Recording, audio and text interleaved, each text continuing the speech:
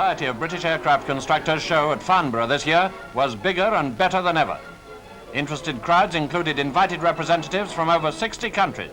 They were all there to see a display of the latest and best in British aircraft construction. The weather was ideal. Marshal of the Royal Air Force Lord Tedder was there, so were two others vitally interested in air defence, Mr. A.V. Alexander and Field Marshal Sir William Slim. There was plenty to interest them. This is the Sierva Air Horse, a 24-seater helicopter powered by a Merlin engine.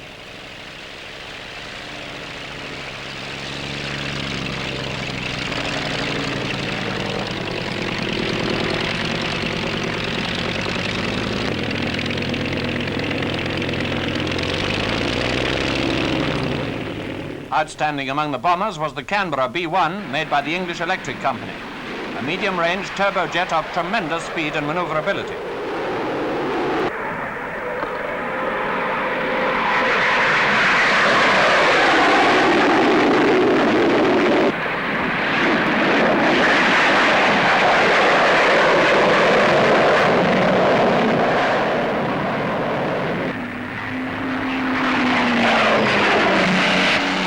Then there was the Avro Shackleton, the largest military aircraft in the show, a long-range maritime reconnaissance bomber. With the accent on peace, or so we hope, civil aircraft were obviously very much to the fore. Here's the de Havilland Comet, a 36-passenger jet airliner and the first of its kind in the world.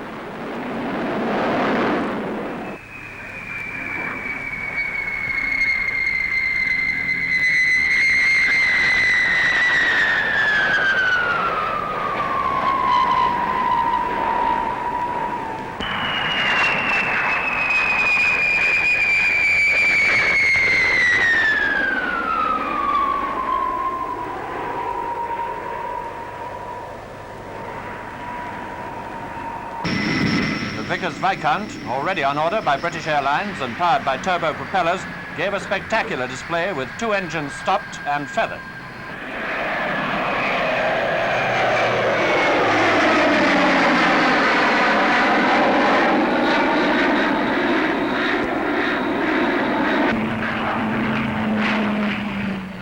The Hermes 5 from the Handley Page stable, a pressurized 40-seater, again powered by turboprops. With a full complement of passengers and 3.5 tons of freight, it can fly 2,000 miles at 330 miles an hour. Another aircraft with an outstanding performance.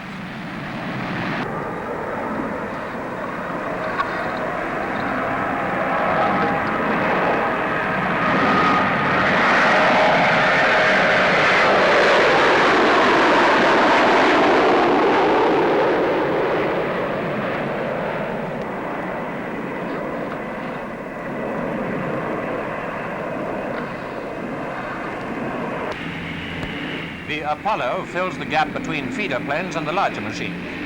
Mamba turboprops provide the power, and up to 30 passengers can be accommodated.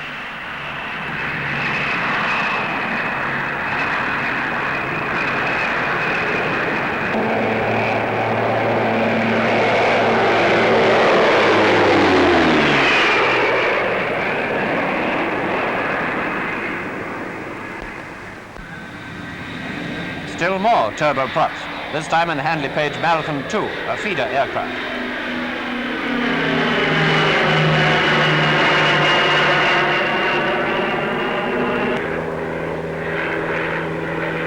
She was another machine to show her paces on only half power.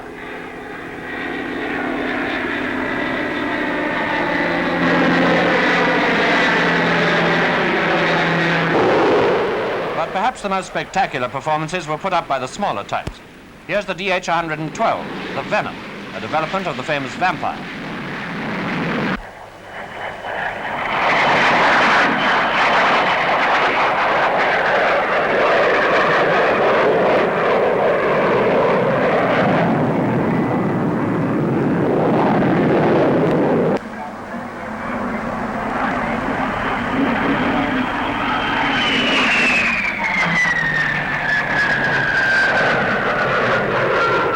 Another factor in the improved jet performances this year was the system of boosting known as reheat.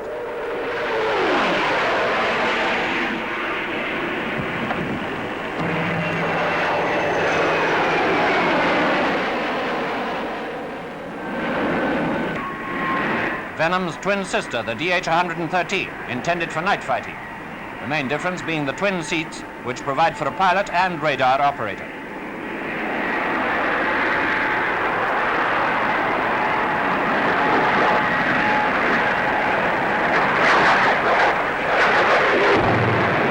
The Meteor, fitted with 2 Avon jets, is the most powerful fighter in the world.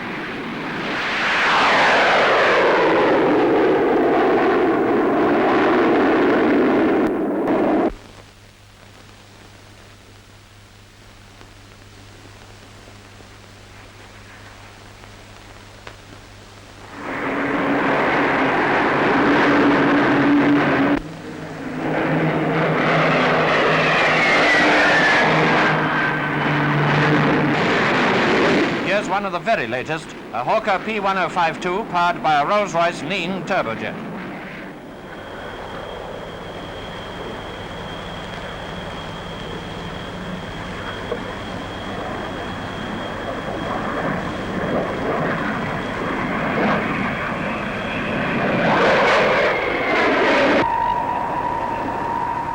And what's rumoured to be the fastest aircraft in the show, the Vickers Supermarine 510, an experimental supersonic job.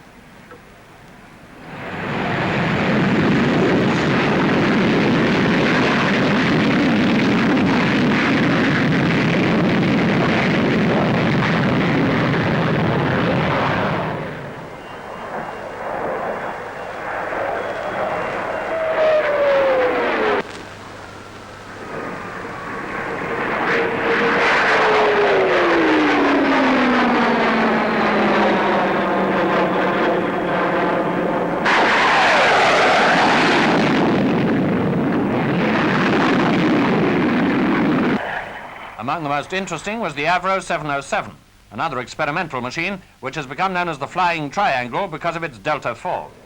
It came off the secret list at 2:30 p.m. on the first day of the show and was flying the same afternoon. Coming over at between 300 and 350 miles an hour, she excited a tremendous amount of interest. Her 33-foot span wings of equilateral pattern are perhaps the shape of things to come.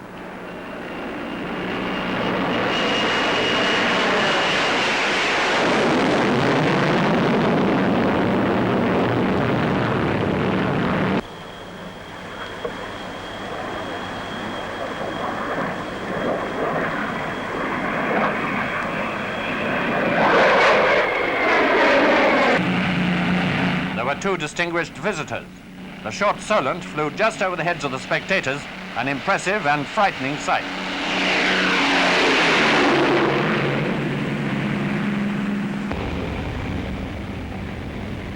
And Britain's biggest aviation achievement, Brabazon, took off from Bristol to fly to Farnborough. When 130 tons of aircraft takes off, it makes a suitable subject for a close-up.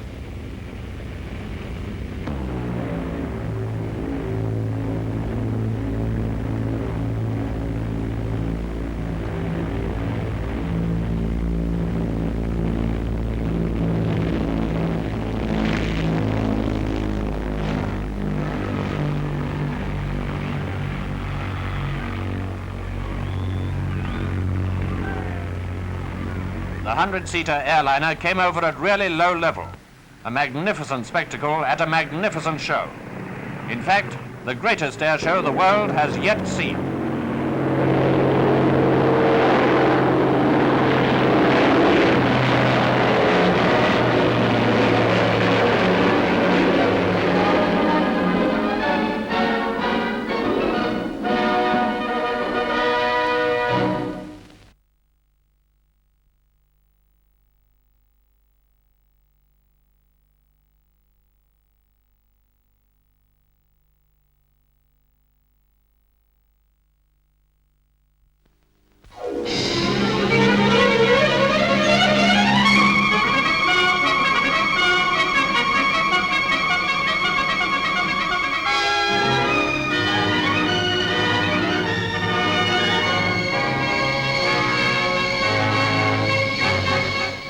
At Farnborough Airfield, near London, Britain displays her newest aircraft in an exhibition which grows yearly in interest, attracting an ever-increasing number of visitors from every country.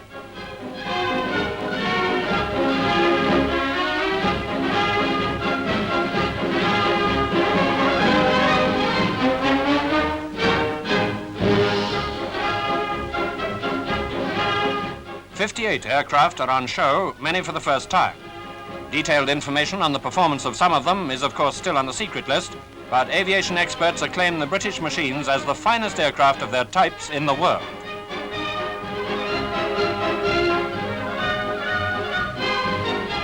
Naturally, in these uncertain times, designers have given considerable thought to the fighting services. On view was the ground attack version of the Meteor, surrounded by the remarkably large and varied range of weapons which it carries.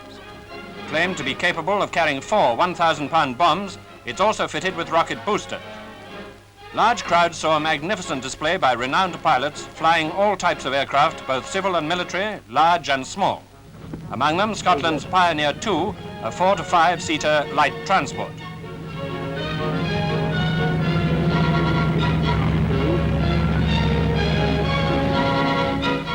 Another flighty little 4-seater, the Auster Eaglet, which you can buy for just over £1,000 or $3,000.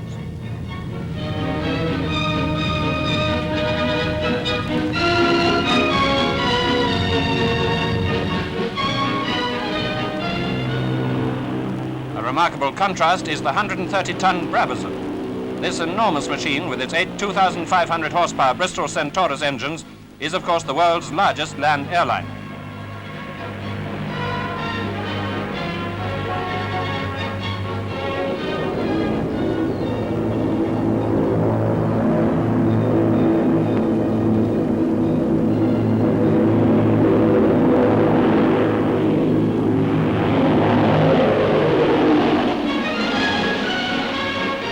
And here's Britain's biggest air transport, the 4-engine Blackburn Universal Freighter, capable of carrying a small bus or other sizable vehicles such as heavy trucks or even bulldozers.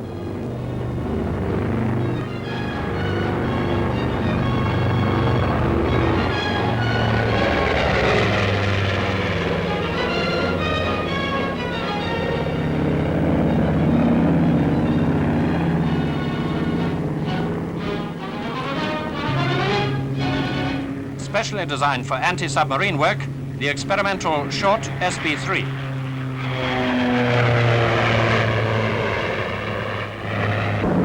Housed in that peculiar-shaped nose is the latest detection gear.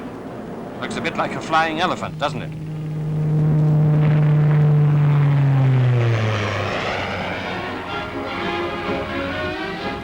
Serving as a feeder liner is a beautifully shaped aircraft, the new de Havilland Heron.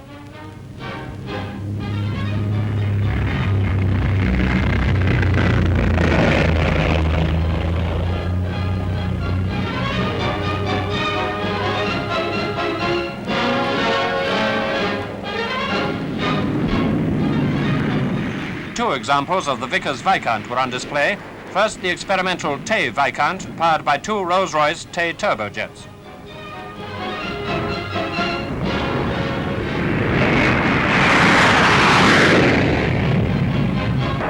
Then there was the Viscount 700. This 50-seater medium-range airliner with a cruising speed of 312 miles an hour is powered by 4 turbo-propeller engines. She's here seen flying with 3 of them feathered. Originally intended for service on the European route in 1952, owing to heavy holiday traffic during the summer of 1950, the prototype was brought into service on the Paris run nearly 2 years ahead of schedule. Still supreme, the world-famous long-range jet airliner de Havilland Comet has a cruising speed of 490 miles an hour. It's in production for BOAC and Canadian Pacific Airlines.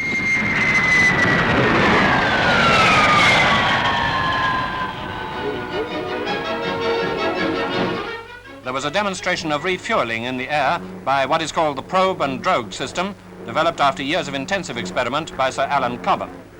A Lincoln bomber acts as a tanker, and a Meteor takes on the fuel at about 250 gallons a minute.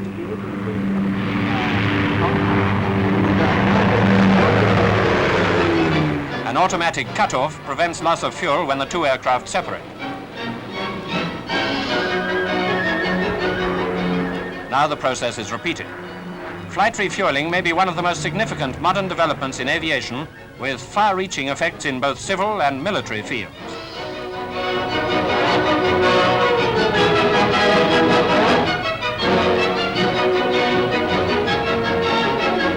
Test pilot Peter Lawrence puts the anti-submarine plane YB-1 through its paces for part of the time with the front prop feathered. It has an Armstrong-Siddeley double-Mamba turbo propeller. Largest single-seater striker fighter in production for the Navy is the Westland Wyvern TF-2.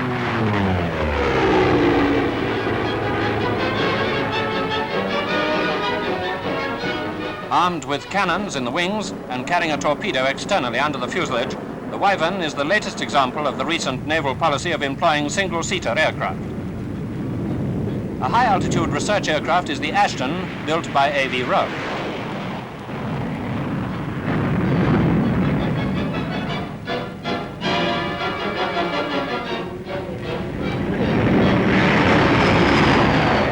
It has 4 Rolls-Royce Nene turbojet engines and a speed of over 400 miles an hour.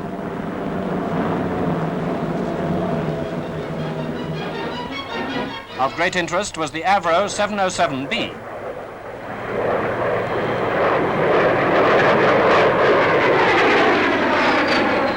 This delta-wing research aircraft, known to the public as the Flying Triangle on account of its shape, is one of several experimental types which may succeed in revealing fresh possibilities in high-speed flight. Coming in to land low and fast, the pilot uses a tail parachute to act as a brake.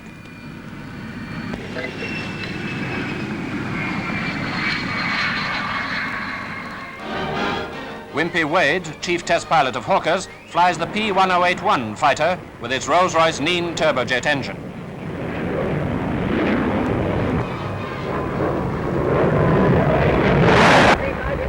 It certainly travels like greased lightning.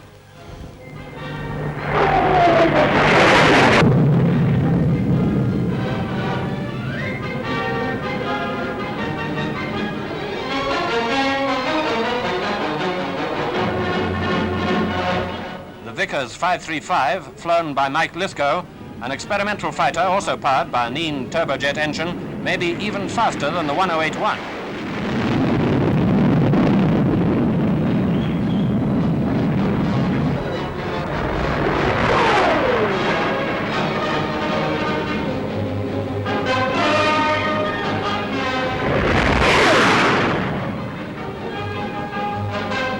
It was squadron leader Jan Zurakowski who gave perhaps the most spectacular performance of the show with the Meteor 8, powered by the latest Armstrong-Siddeley Sapphire engines, the most powerful yet designed. He climbed to 40,000 feet in the incredible time of about 3 minutes.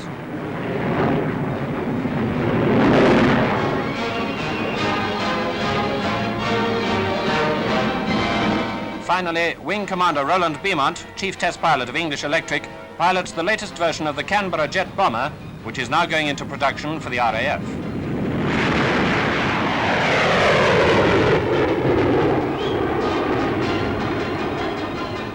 The first high-altitude light jet bomber, it's powered by 2 Avon gas turbines and has a remarkable turn of speed and maneuverability.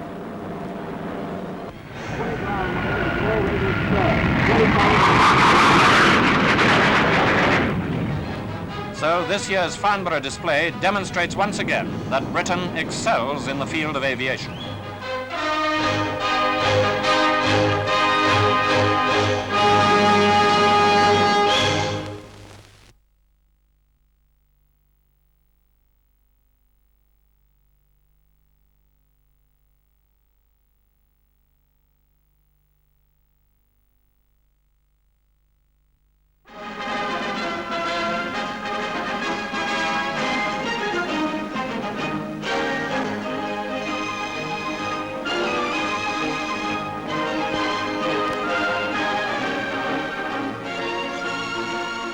Farnborough, 1952.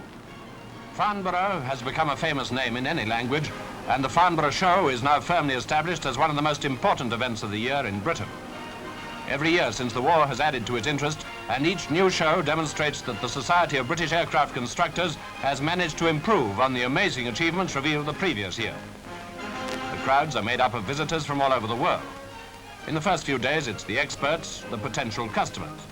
In the latter days of this September week, it's the public's turn to gaze, wonder and marvel at the new developments which are now on view for all to see and understand.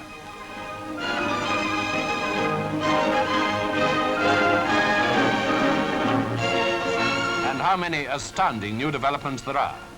If it was only for the advent of the new Bristol Britannia, the year would have been notable. But in addition, there's the new Delta wing aircraft, the habitual piercing of the sound barrier, and the introduction of the Comet on the air routes of the world. One of the visitors particularly interested in what he saw was His Royal Highness the Duke of Edinburgh.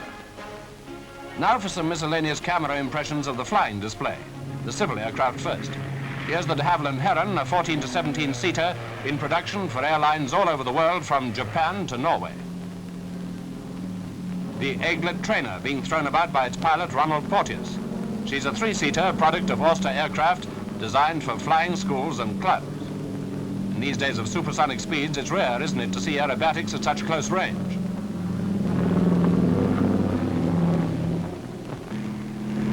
The Skeeter helicopter is a 2-seater made by Saunders Roe.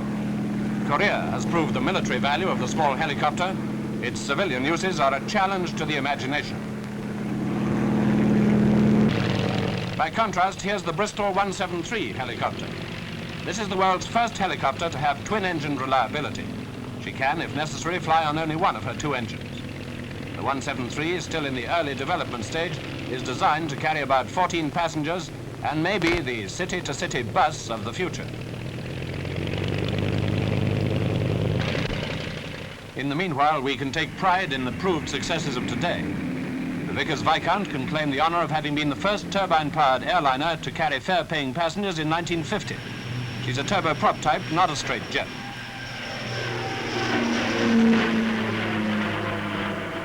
More than 50 are now on order for the airlines, including 26 which will fly on the continental routes of British European Airways, carrying up to 53 passengers.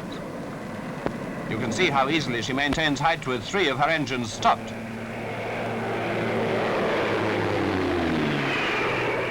The first commercial jet airliner, the most sought-after aircraft in the world, is, of course, the Comet. That's the Comet being used as a test bed to demonstrate, experimentally, rocket-assisted takeoff with the Sprite. Here we show a Canadian Comet due for delivery to Canadian Pacific Airways. De Havilland, with their Comet, shot several years ahead in design for the long-distance air routes of the world. 36 passengers are carried on stages up to 1,750 miles. Later versions will have increased range and will also carry more passengers. They'll become familiar in the air and on airfields everywhere. So will the turboprop Britannia, which we've already seen on the ground. For flights in which the speed of the Comet is not all important, the Bristol Britannia is the ideal airliner. She has a large carrying capacity, anything from 60 to 100 passengers. BOAC, who have ordered 26, believe that the design of the Britannia will prove to be the most economical and efficient ever conceived. A lovely, graceful machine, her evolution ranks as a milestone equal to the regular services of the Comet. In that evolution, as in the development of all successful aircraft, the test pilot plays an enormously important part. Farnborough this year poignantly emphasized the hazardous nature of the test pilot's contribution. Here are a few who put on the marvelous show which this film is trying to picture for you. Peg, Britannia. Trubshaw, the Viscount. Bryce, Vickers Valiant. Tyson, Princess Flying Boat. Beaumont, Canberra Trainer. Lithgow, Vickers 508. Cahoon, the Supermarine Swift. Falk, the Vulcan. Waterton, the Gloucester Javelin. The late John Derry of the de Havilland 110 with his observer Tony Richards, the 2 men who were killed in the distressing crash.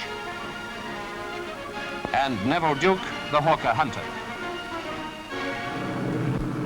The launching and successful first flight of the long-range Saunders Roe Princess Flying Boat had been one of the big aviation events of the summer. Now the huge vessel wings proudly over Farnborough on her 10 engines. 4 of the turboprop engines you can see are coupled units. Her accommodation for 102 passengers could be converted to carry 250 troops if need be.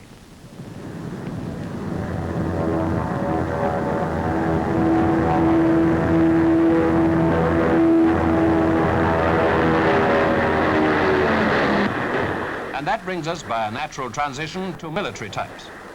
Starting again with trainers, highly important in the education of air crews in this jet age, the Canberra trainer is now seen to advantage in a spectacular sequence which shows off her amazing maneuverability.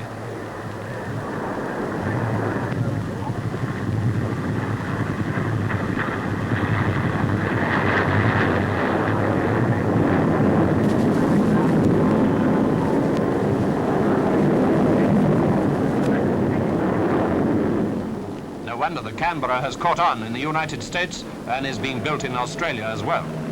A creation of the English Electric Company and also being built by such well-known firms as Shorts, Handypage and A.V. Rowe, she is now being supplied to the Royal Air Force.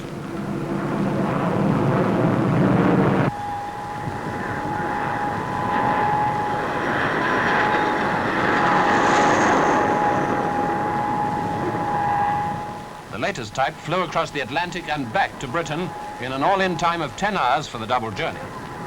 The faith of the English Electric Company in their first pioneering effort in jet aircraft has been abundantly justified.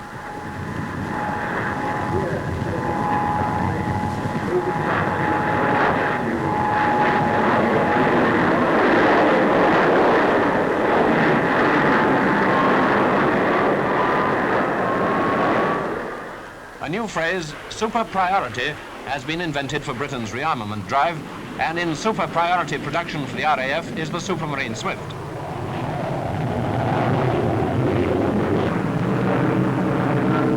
A single-engined fighter, although her two intakes like elephant's ears on either side of the fuselage may give the impression of two engines, she is certainly of distinctive design.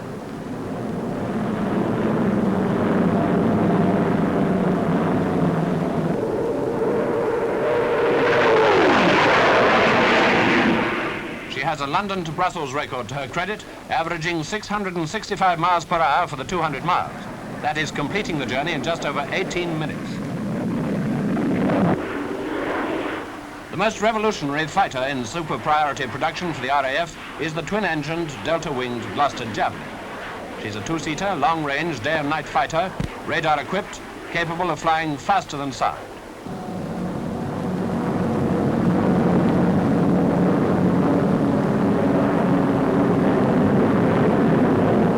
Is the Delta the design of the future? Many authorities seem to think so. Experiments are being conducted by a number of aircraft constructors since the war, but the Javelin is the first Delta fighter to be put into actual production.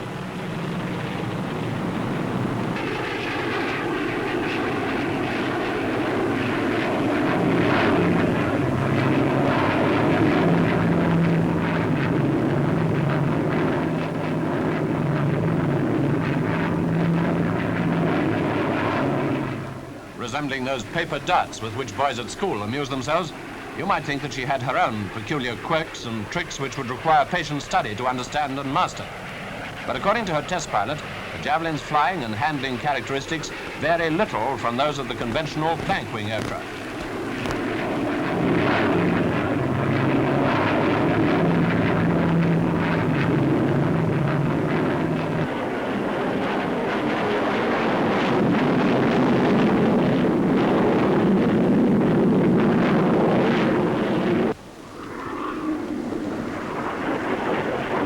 Notice as she banks and climbs that she leaves a trail behind each wingtip.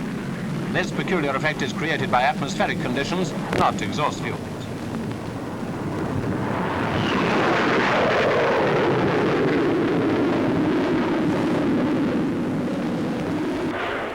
The Valiant is an old friend from the previous year. She was ordered by the Air Ministry straight from the drawing board and first flew in May 1951. With her four Rolls-Royce turbojet engines, she's believed still to be the most formidable bomber of her class in the world and is, of course, capable of carrying an atomic weapon. One of the great achievements of the firm of Vickers Armstrongs and, of course, in the super priority class.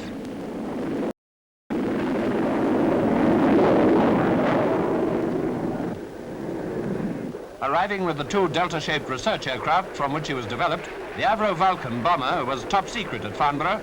She wasn't exhibited on the ground, and the only views which observers had of her were these.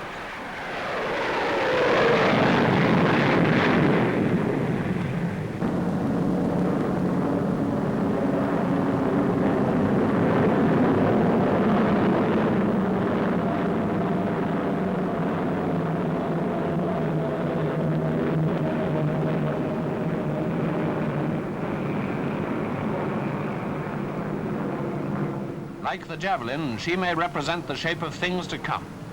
Experts say the Delta design is certain to give great speeds over longer ranges at higher ceilings with maximum economy of operation.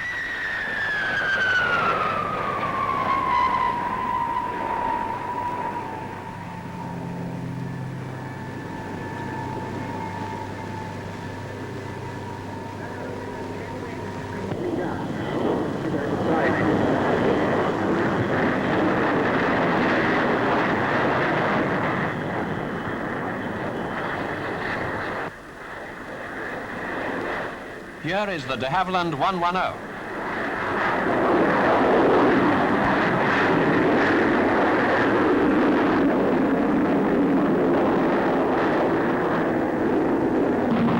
John Derry regularly on successive days put this twin-engined multi-purpose fighter into a supersonic dive.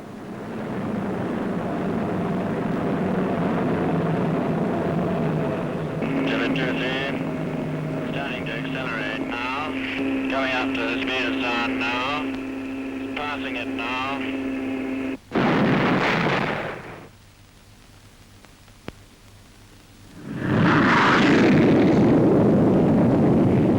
On one occasion, the Minister of Defence, Lord Alexander, was there to see him do it.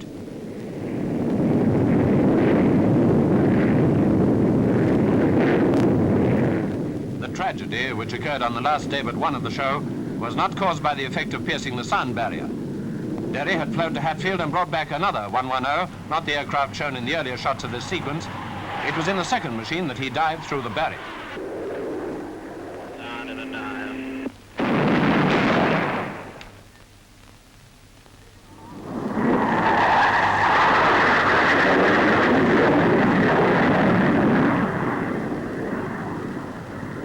Then he straightened out and circled the aerodrome. The catastrophe occurred when he was preparing to come in for his low-level fly past. Suddenly, the aircraft was disintegrating in the air, with engines and debris being hurled towards a section of the crowd. In spite of the tragedy to the 110, the test pilot of the Hawker Hunter, Neville Duke, forthwith took off his single-seater swept-wing fighter into the air for another supersonic demonstration. It was in a way a tribute to John Derry that his fellow test pilot paid in carrying on immediately with the activities which they had both pioneered. So the Hawker Hunter, which is also in super priority production for the Royal Air Force, shows off her dazzling qualities before the Farnborough crowds.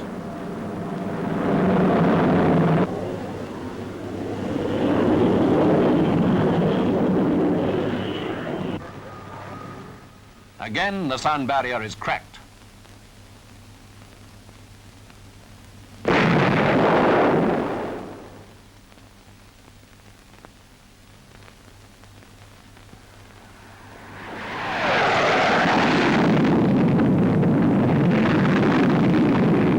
The Hawker Hunter, faster than the American Sabre or the Russian MiG-15, is the lineal descendant of the famous Hurricane. So once more, the Farnborough flying display of the Society of British Aircraft Constructors proved to be an epoch-making event. There had been tragedy, which had served as a reminder of the courage of pioneers, but the overriding impression was of new advances in the story of man's mastery of the air.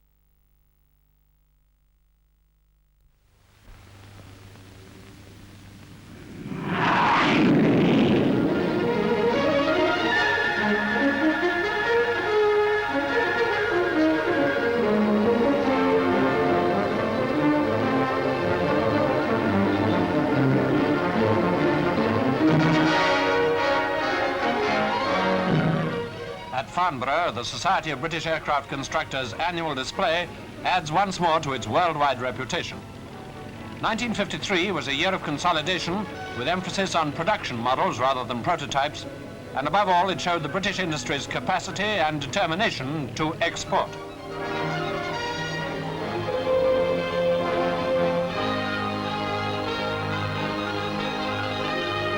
Visitors come to this show from over 90 different countries. One of them, King Hussein of Jordan, flies his own plane, a Dove.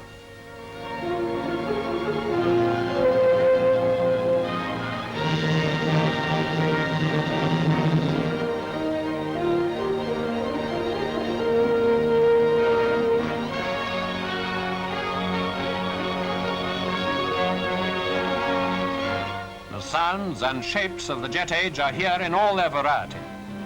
Here's a study in tailplanes, for example.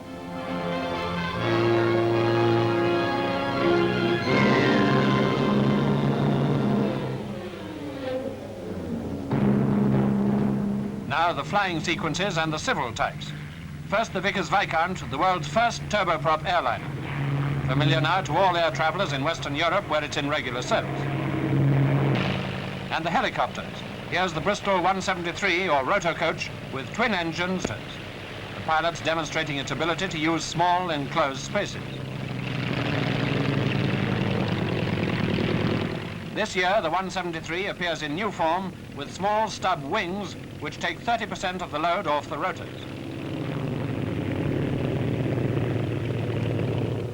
The Auster Eaglet, the light aircraft par excellence. Cheap to buy and the sort of aircraft which is popular with farmer and businessman. This model has dual controls for training.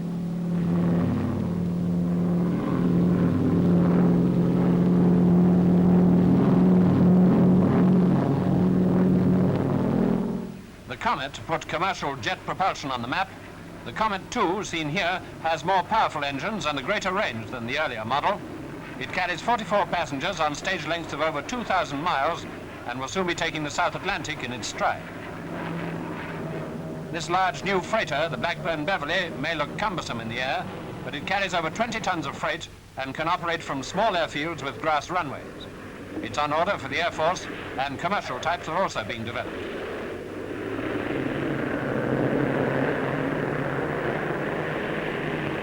Here, the Beverley is using her propellers to back to the unloading point.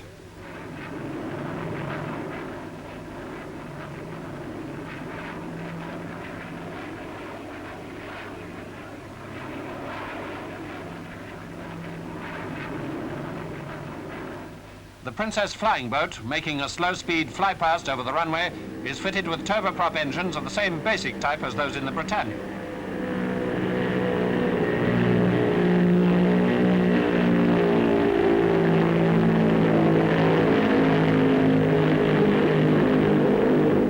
The Britannia itself is now fitted with the new Proteus 3 engines. It can carry 100 passengers in solid comfort over very long ranges. More important still, operation costs are particularly low.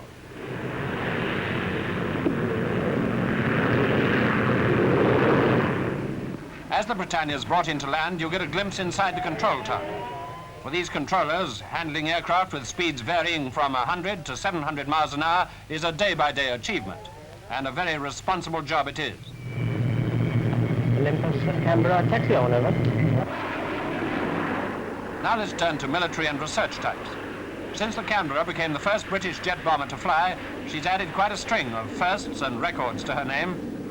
Here in a particularly spectacular climb is the Olympus Canberra, which holds the world's height record, 63,668 feet. The Canberra is being built in the United States and Australia as well as in Great Britain, and she's also in service with the Venezuelan Air Force. The DH-110 is under development for the Royal Navy. Although not a newcomer to Farnborough, it's worth noting the maneuverability of this two-seater aeroplane, which has beaten the sound barrier with no trouble at all on numerous occasions.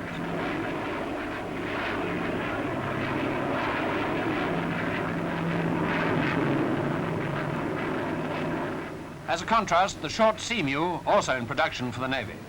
A turboprop anti-submarine aircraft which can take off and land from small escort carriers. In the purely research class, the SB-5, a product of the same firm, is designed to test performance with the wings swept at varying angles. Here they're set at 60 degrees, but they can be moved back still further to 69 degrees. The position of the tail is also adjustable.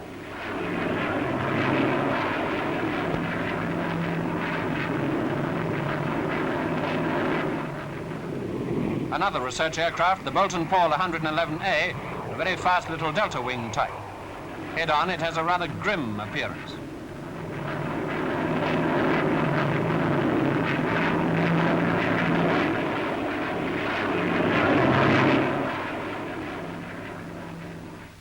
Among the fighters on show is the two-seater radar-carrying Gloucester Javelin.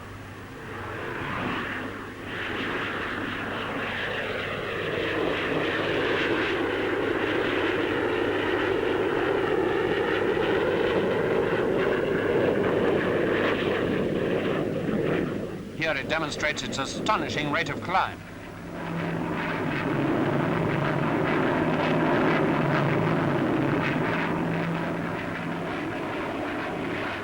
The Javelin, in super priority production for the RAF, has the delta wing, which makes it extremely maneuverable at both high and low altitudes. It's powered by 2 Sapphire engines.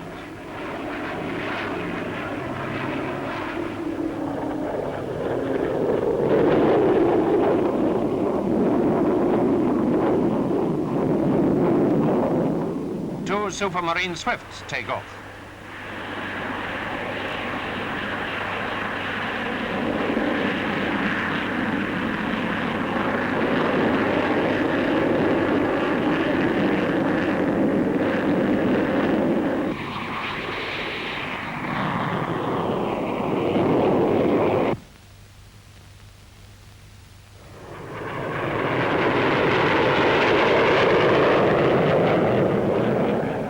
Speed, climb and firepower, the Swifts are important newcomers to the fighter strength of Western Europe, and that's probably the impression formed by General Grunter, Supreme Commander of Shape.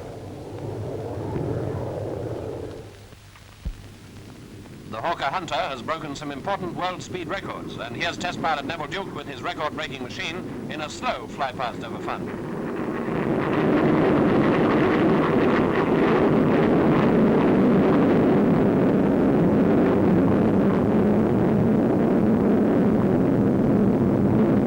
Hunter, like the Swift, is in super priority production for the RAF, and it's also been built under license in Holland and Belgium.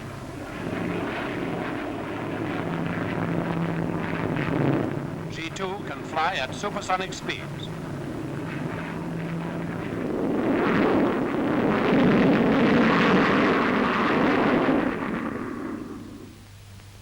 That's one of the shock clouds characteristic of sonic flight.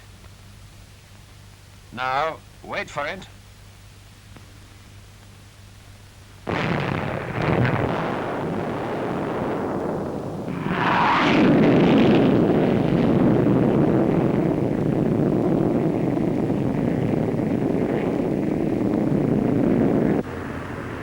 The Handy-Page Victor, another new aircraft on show at Farnborough for the first time, is Britain's latest V-bomber to go into production.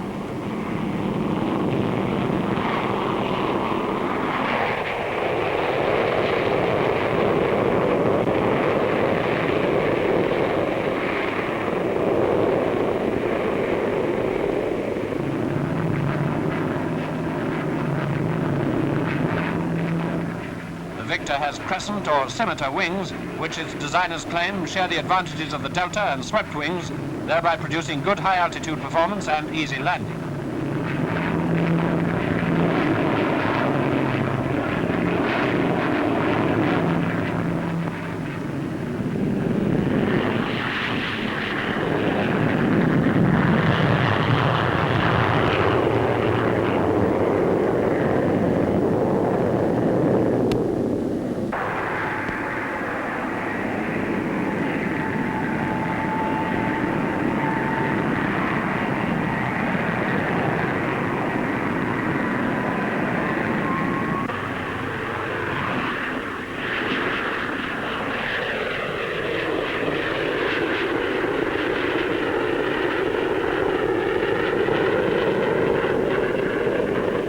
Vickers Valiant was the second V-bomber on show.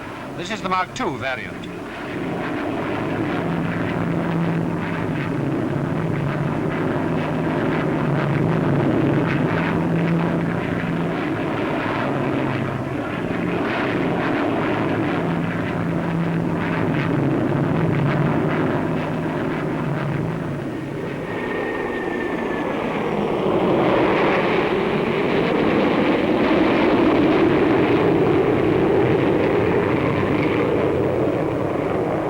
Now the third V-bomber, the Vulcan.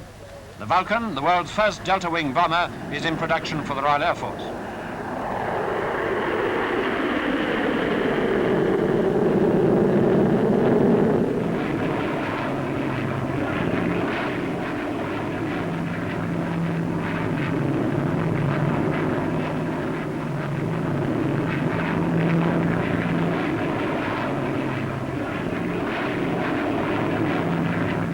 Here we see the first two Vulcans taking the air.